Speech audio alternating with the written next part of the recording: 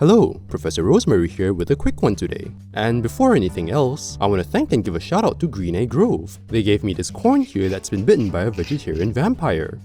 Okay, I'm joking. This variety of corn is called Ruby Queen, and vampiric or no, I think we can all agree that it looks absolutely metal. I'm going to shuck half a corn and use it in some sweet cream cheese spread, using the stiff cob to guide my knife. Now the corn gets its color from compounds called anthocyanins, the same things that can be found in many other edible plants. It also makes for an excellent natural dye, which I'll be using to make Mega Latias and Latios' colors, since there's an ongoing event featuring them in Pokemon Go. As of making this video anyway, if you want to get your own, there'll be an affiliate link in the description, so by supporting them, you'll be supporting me too.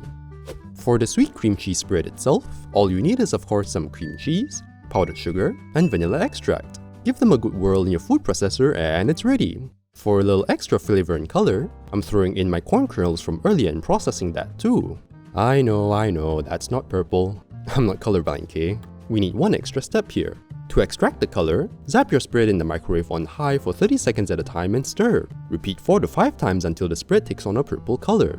Once the spread has cooled completely, we can make our legendaries. On some baking paper, I've drawn the outlines and eyes using chocolate. Then I'm filling the remaining space with the spread, as well as a shade of purple diluted with plain sweet spread. Freeze these transfer sheets until completely hardened. Now with some toast and plain spread colored blue, I'm making a sky dotted with some clouds.